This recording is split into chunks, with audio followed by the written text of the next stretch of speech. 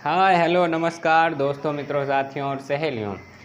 आज हम शुरू करने वाले हैं पदार्थ। तो ठीक है, देखते हैं पदार्थ। पहले जान लें कि पदार्थ कहते किसे हैं। देखिए, जो कुछ स्थान घेरे, जो कुछ स्थान घेरता हो, इसका मतलब कि उसमें आयतन हो। आयतन का मतलब स्थान घेरना, उसमें आयतन हो। अब जिसका कुछ वजन हो, जिसका कुछ वजन हो यानी कि उसमें द्रव्यमान हो, तो जिसमें भी आयतन और वजन, आयतन और द्रव्यमान पाया जाएगा वो पदार्थ कहलाएगा। पदार्थ छोटे छोटे कणों से मिलकर बनाते हैं। जैसे में आप अपने गल देख लीजिए, कुछ भी हो, चारपाई, पेन, कलम, कपड़ा जो भी हो, सब क्या है? पदार्थ है। मान लीजिए यही मार्कर हो गया। अब इस मार्कर को हम यहाँ अगर ऐसे रख दे रहे हैं, ये मार्कर यहाँ पर ऐसे रख दे रहे हैं, तो ये मार्कर 6 इंची का है, तो इतना स्थान घेरेगा। अब इसको यहाँ रखें, अमेरिका रखें, पाकिस्तान, जापान, नेपाल, भूटान, कहीं भी रख दें, ये इतना स्थान घेरेगा, यानी इसमें आयतन है। अब इसका वजन कुछ है कि हाँ 50 ग्राम का है। देखिए, तो ठीक, तो जिसमें भी आयतन और द्रव्यमान पाया जाएगा वो क्या कहलाएगा? पदार्थ कहलाएगा। एक और होता है जिसका हम अपने ज्ञानेंद्रियों द्वारा अनुभव कर लें, वो भी पदार्थ कहलाता है। हालांकि ये परिभाषा सटीक नहीं है, प्रकाश पर ये लागू नहीं होता। तो अब आप लोगों को बताना है, मेज क्या है? कुर्सी, कलम, थरिया, बर्तन, लोटा, गिलास, टाटी, सब पदार्थ है। सोचना पदार्थ नहीं है। देखिए, सोचते हैं तो ये थोड़ी कहते हैं कि हाँ आज हम पूरा घर भर के सोचा है, ऐसा थोड़ी होता है। या तो कि आज हम 10 किलो के सोचे हैं। तो ठीक, अब देखिए, पदार्थ का जो वर्गीकरण है ये 2 तरीके से किया गया। एक भौतिक रूप और दूसरा रासायनिक रूप। रासायनिक रूप। भौतिक रूप से पदार्थ को 3 भागों में बांटा गया: ठोस, द्रव और गैस। देखिए, 5 होते हैं। चौथा है प्लाज्मा और 5वां है बोस आइंस्टाइन कंडेंसेशन, यानी कि BIC। तो ठीक, रासायनिक रूप से देखें तो पदार्थ 2 प्रकार का होता है। एक है शुद्ध पदार्थ और दूसरा है अशुद्ध पदार्थ। गलत, मिश्रण। दूसरा हो जाएगा मिश्रण। अब देखिए, शुद्ध पदार्थ 2 प्रकार के होते हैं: तत्व, यौगिक। तत्व 3 प्रकार के: धातु, अधातु, उपधातु। यौगिक 2 प्रकार के: कार्बनिक यौगिक और अकार्बनिक यौगिक। कार्बनिक और अकार्बनिक। मिश्रण भी 2 प्रकार के होते हैं: समांगी मिश्रण और विषमांगी मिश्रण। ये पदार्थ का वर्गीकरण है। देखिए, पदार्थ को भौतिक रूप से 5 भागों में बांटा गया: ठोस, द्रव, gas, plasma, Bose Einstein condensation. रासायनिक रूप से 2 भागों में बांटा गया: शुद्ध पदार्थ और मिश्रण। शुद्ध पदार्थ को आगे चल के फिर 2 भागों में, तत्व और यौगिक। तत्व को 3 भागों में: धातु, अधातु, उपधातु। यौगिक को 2 भागों में: कार्बनिक यौगिक, अकार्बनिक यौगिक। मिश्रण को 2 भागों में बांटा गया: समांगी मिश्रण और विषमांगी मिश्रण। तो ये छाप लीजिए। तो ठीक, इसको बना लीजिए। अब हम लोग डिस्कस करते हैं भौतिक रूप से पदार्थ कितने प्रकार का होता है। इसको भी डिस्कस करेंगे आगे वाले वीडियो में। तो अभी के लिए देखिए इतना।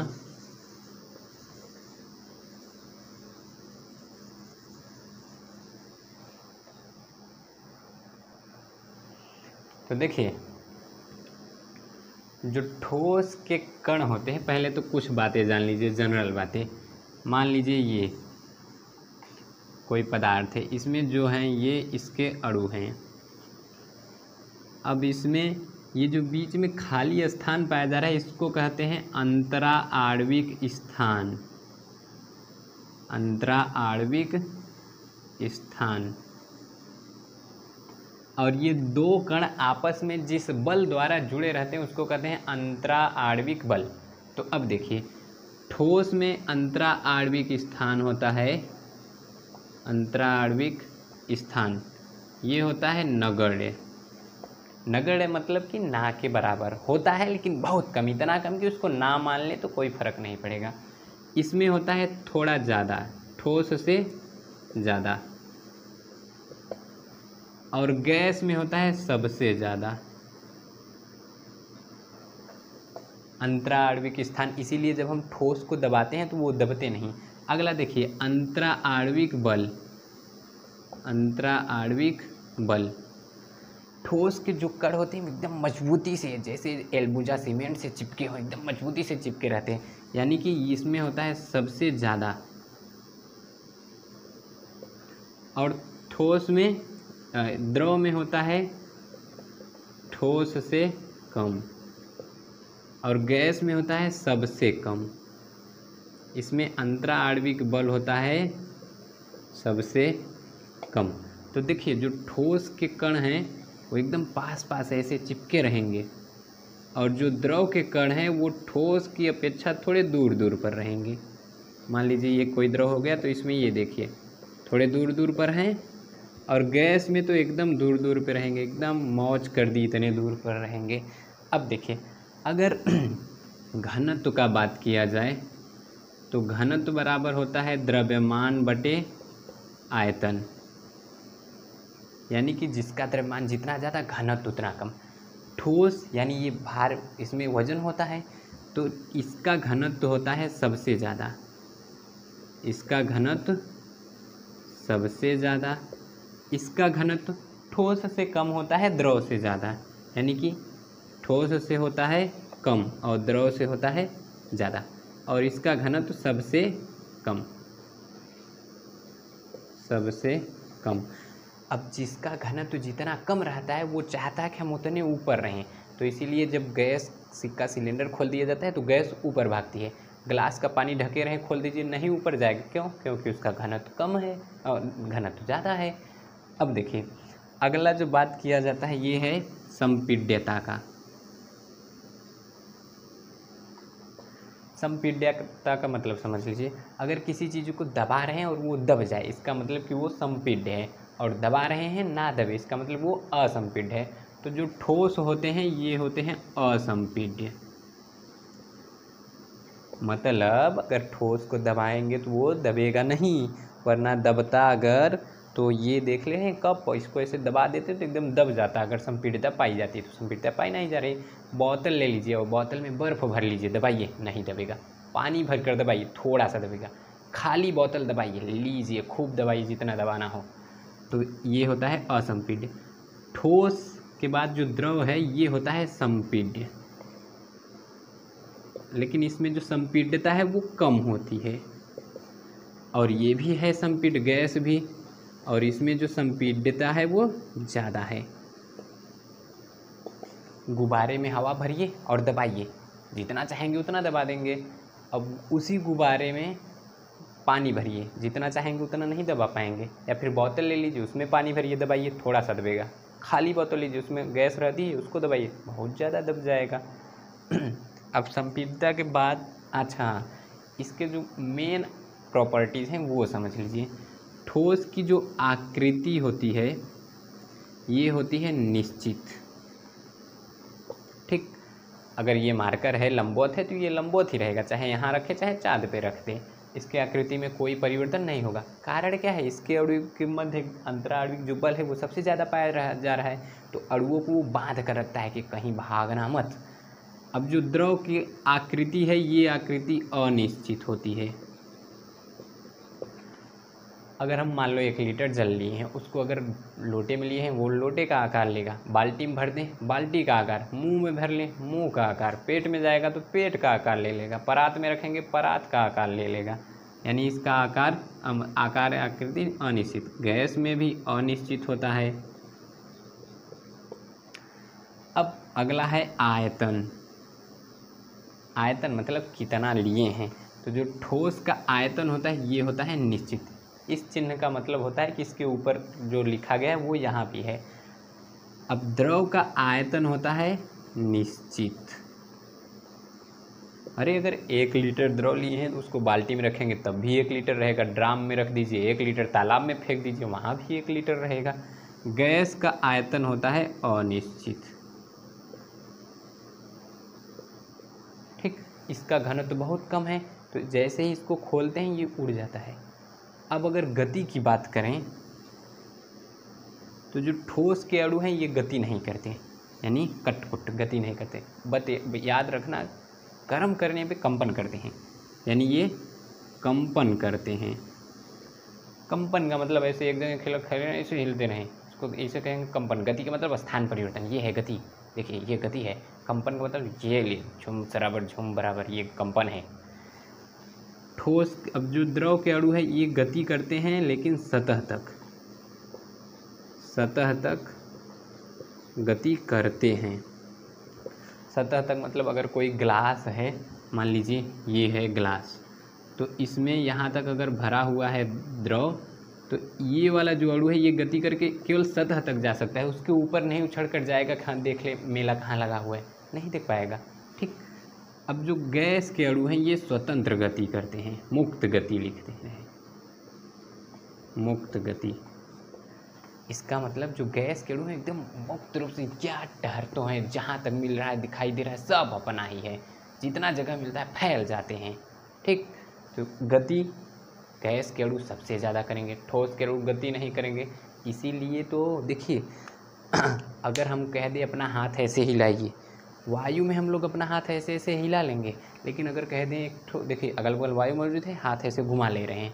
अब यहीं दीवार खड़ी हो जाए और कहें तब हाथ में लाए, अनारकली को दीवार में चुनवा दिए थे, उसको कह दीजिए ऐसे हिले, नहीं हिल पाएंगे, क्योंकि ठोस के अणु गति नहीं करेंगे।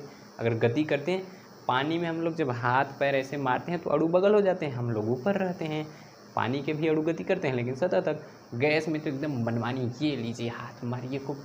ठोस में कह दीजिए मारे, दीवार में चुनकर और कह दीजिए मारे, नहीं मार पाएंगे क्योंकि उसको अणु गति नहीं करते। कारण क्या है, वो एकदम प्रबल अंतराणविक बल द्वारा बंधे रहते हैं। तो नोट करते रहिए इतना। चलिए उदाहरण की बात की जाए तो मेज, कुर्सी, लकड़ी, ईंटा, पत्थरा, ये सब आ जाएगा ठोस में। द्रव में पानी, शहद, दूध, ठंडा, खून, ये सब किस में आ जाएगा, द्रव में। गैस में वायु, ऑक्सीजन, हीलियम, नाइट्रोजन, ये सब क्या है, गैस। ठीक, अब देखिए ये तो 3 अवस्थाएं हो गई, चौथी और 5वीं भी डिस्कस कर ले रहे हैं, इसको छाप लीजिए। तो देखिए चौथी अवस्था है प्लाज्मा। अब किसी भी गैस को जब गर्म कर देते हैं तो वो संघनित हो जाती है। किसी भी गैस को ठंडा कर दें या नहीं, देखिए कोई भी ठोस पदार्थ कुछ ले लीजिए, जैसे मान लीजिए लोहा लीजिए, उसको 800 से 1000 डिग्री सेल्सियस से ताप पर गर्म कर दीजिए। अब वो पिघल कर बहने लगेगी, वही क्या अवस्था रहती है, प्लाज्मा। दही देखें, दही ठोस है, उसी में ऐसे उंगली रखिए और ऐसे घुमा दीजिए, वो जो अवस्था प्राप्त होती है वही प्लाज्मा अवस्था है। बस उसका एक कंडीशन कीजिए, उसका ताप बढ़ा दीजिए, 1000 डिग्री सेल्सियस कर दीजिए। तारे जो हैं, सूर्य, ये सब प्लाज्मा अवस्था में रहते हैं। ठीक है। चौथा बोस-आइंस्टाइन कंडेंसेशन, पदार्थ की 5वीं अवस्था की जाती है। तो इसकी खोज भारत के ही एक वैज्ञानिक थे, सत्येंद्र नाथ बोस, 1920 में। कौन किए थे, सत्येंद्र नाथ बोस। सत्येंद्र नाथ बोस खोज किए। अब इसके बारे में एक मस्त से नोट्स बनाए, एकदम बढ़िया लिखे और आइंस्टीन को भेज दिए। आइंस्टीन उसको पढ़े, एकदम प्रभावित हो गए, वाह मौज कर दी, भारत के लोग इतने टैलेंटेड हो गए। आइंस्टीन उस पर रिसर्च किए और अपना नाम उसी में जोड़कर एक अवस्था दे दिए।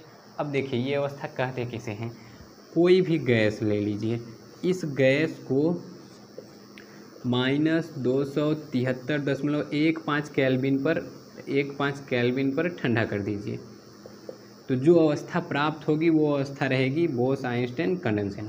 ठीक, अब देखिए बोस-आइंस्टाइन कंडेंसेशन पदार्थ की 5वीं अवस्था है, इस पर गुरुत्वाकर्षण का कोई प्रभाव नहीं पड़ता, ये जान लीजिए, गुरुत्वाकर्षण का कोई प्रभाव नहीं। और इसमें जो प्रकाश की चाल है, प्रकाश की चाल वो वायु में तो होती है 3 × 10⁸ मीटर प्रति सेकंड, यहाँ हो जाती है 20 किलोमीटर प्रति हावर। प्रकाश वैसे 1 सेकंड में चलता है 3 लाख किलोमीटर, और यहाँ उसकी चाल घटकर कितनी हो जा रही है, 20 किलोमीटर प्रति हावर। ठीक, देखिए प्लाज्मा में जब किसी भी पदार्थ को गर्म कर देते हैं, इतना गर्म कर दे कि उसके कण आयनित हो जाए, वही अवस्था क्या कहलाती है, प्लाज्मा। जैसे खुरपी, हसिया, गड़ास फरगाने गए होंगे आप लोग, तो जब उसको गर्म कर देता है तो गर्म करता रहे लोहा लाल हो जाता है, तो एक ऐसी अवस्था आएगी कि वो गर्म होकर पिघल कर बहने लगेगा, वही अवस्था होती है प्लाज्मा। ठीक, तो उम्मीद है ये सभी जानकर आप लोगों को अच्छा लगा होगा। इसके आगे पढ़ने के लिए आगे वीडियो बनाया जाएगा। मिलते हैं अगले वीडियो में, तब तक के लिए बाय बाय।